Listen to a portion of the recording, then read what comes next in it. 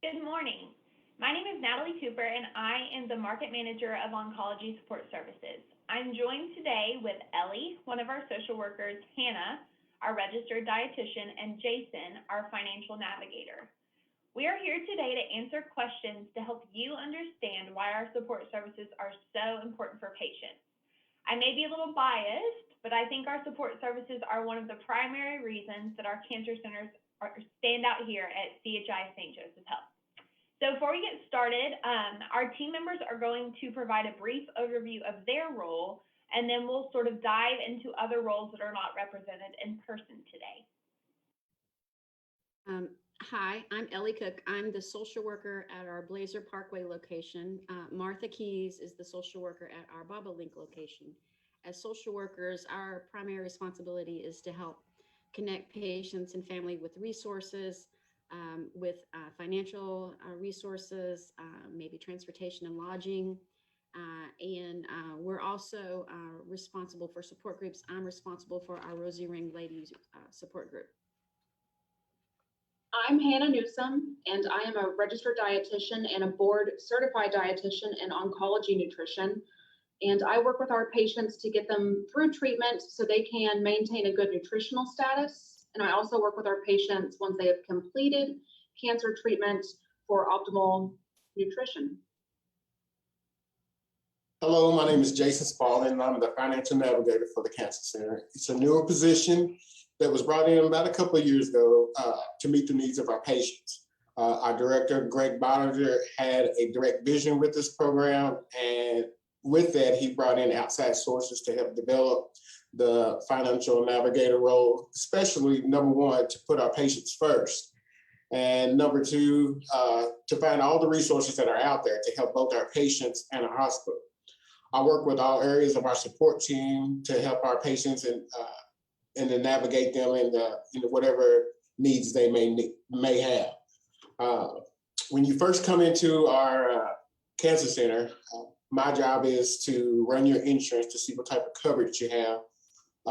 And then with that, along with your diagnosis that is made, I determine from there to what type of assistance that you may need and that's available to you if you need it. I also carry the title of a billing specialist, so I work with the billing department to give our patients the documents they need as far as, for some of them have cancer policies. And I work with any concern. I'm like a liaison for the patients with the billing department with any concerns or questions. All right, so our first question that we're going to address today is, what does support services mean in the Cancer Center? Hannah, will you answer that question? Sure. In addition to our providers and other clinical staff members, our support services team is a multidisciplinary team that provides additional support that may be required during cancer treatment. So in addition to like me, the dietitian, our financial counselor, social work, and many, many others, but we just provided additional support. Absolutely. So then can each of you share some of the different types of support services that are available to patients and their families while they're on their cancer journey? Well, there's social work, financial navigation, nurse navigators to help you with your cancer journey, language services, which are help with translation, translators that we might need. And there's also, of course, the nutritional services. We have the chemotherapy prep clinic. We have the cancer prevention screenings, and then we have our survivorship clinic. And basically with our survivorship clinic, we have a cancer care team who will assess the patients throughout treatment for nutritional, rehabilitation, financial, psychological needs, and make referrals applicable for the survivorship. And then Ellie will later explain more how it all works. We also have a research team that looks for clinical trials and research opportunities. We make referrals to physical therapy as well as mental health and counseling. We have spiritual care and chaplaincy. And we have support groups. Right now they're via Zoom, but hopefully they'll be in person again soon. Absolutely, thank you.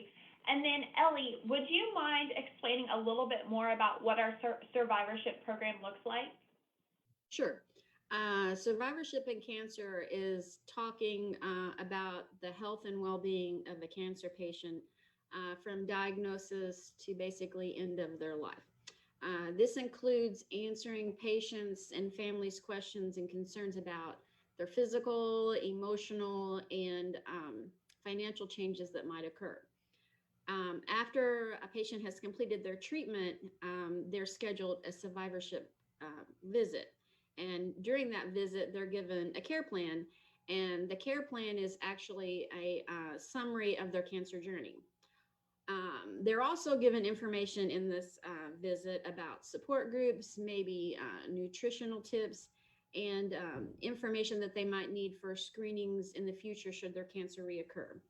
This program is really a final touch in their cancer journey and hopefully prepares the patient and family for the next phase of their life. Thank you, Ellie. And then Jason, would you mind talking a little bit about the question, will a patient receive a bill for any of the support services they receive? Absolutely not. These support services are or were identified as an additional way to support our patients and their families. So this is all come free of charge. Okay. And then Ellie, can you speak to how our support services provide additional support to patients' family members in addition to just the patient?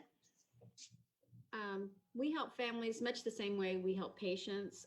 We connect them to resources. We help answer their questions that they might have about insurance or financial situations. We provide assistance with grants and things that might help with financial situations. We help with transportation. Sometimes people need assistance with lodging. And we also connect them again with support groups and counseling. And then what about nutrition and cancer? Why is it so important to have a registered dietitian to help patients with nutrition during their cancer journey? Unfortunately, many cancer treatments can result in nutrition-related side effects such as unintended weight loss, poor appetite, taste changes, and nausea. And I am board certified in oncology nutrition to help our patients manage those things while they complete treatment. In addition, I also provide a wide variety of free supplements, which can be helpful in helping our patients maintain their weight and providing nutrition when eating is just not as easy as it used to be. And then Jason, can you speak to the resources that are available to assist patients from a financial standpoint? Yeah, so we have a few resources that we use. We first have our hospital financial assistance, and that's ran by patient advocate, Christina Whitaker. Basically, she would screen you, especially our new patients, upon coming in to see if you qualify for Medicaid and or our financial assistance through the hospital. And speaking on the financial assistance, how it works, it's per income based. So, depending on how much you or your family makes, it's based on that. You can be 100% approved, or it can have about 50% or 25%, so on and so forth. So we have that installed. I personally will take up the initiative to check people's personal insurance and private insurance, actually. So what that means is insurance that is paid for privately through the patient and not through an employer. And most of that, we try to steer all the patients toward the Kentucky marketplace, especially now that our president has put the stimulus package in there. So it doesn't matter if you make $30,000 a year or $100,000 a year, it's still going to save you money getting insurance through the Kentucky marketplace. And some people even actually will qualify for free insurance through it. So that's a great thing. So we will coach all patients that are interested in their families to pick the best insurance possible that will help them provide coverage for them and their family through this marketplace. And we also have the CHI Foundation that we work with. They've been pretty much a godsend to us.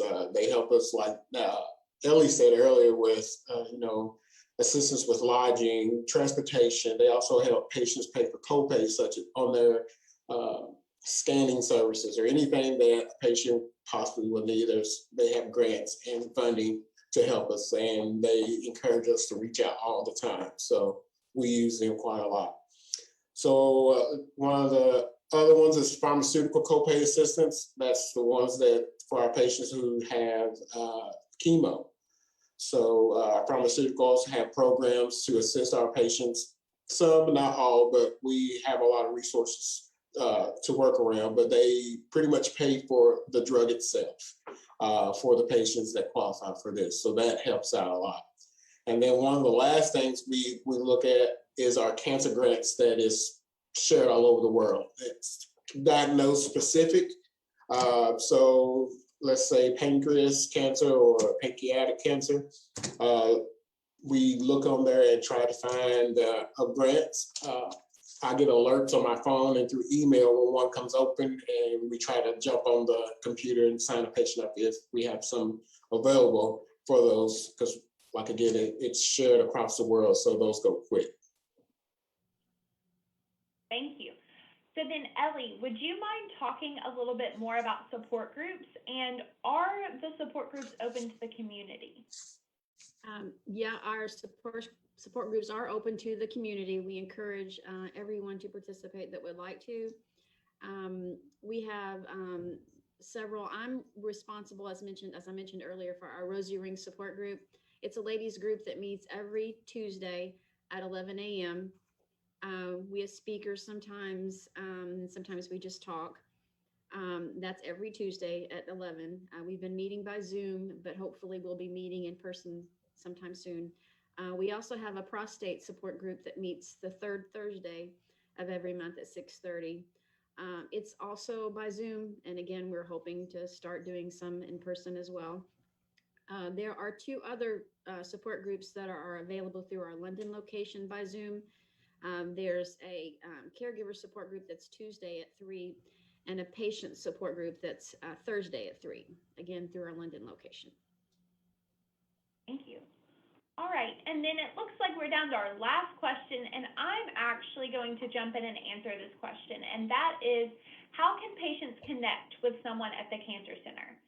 So CHI St. Joseph Health actually has a one-call number for everything you need, and that is 844-940-HOPE, which is 4673 is the last 4 digits. So you can call for a oncology consult, you can call for a second opinion, or if you're interested in scheduling a cancer screening, such as a mammogram, a colonoscopy, cervical, prostate, or a lung screening, we have teams that are ready to schedule you for those preventative screenings, as well as schedule you for that consult, the second opinion visit with our oncology providers. So that sums up our questions. Thank you guys for taking the time to join us today. Like I said, please give us a call at 844-940-HOPE with any questions or appointment requests. And you can also learn more about the CHI St. Joseph Health Cancer Center by visiting CHI St. Joseph Health /HOPE. Thank you.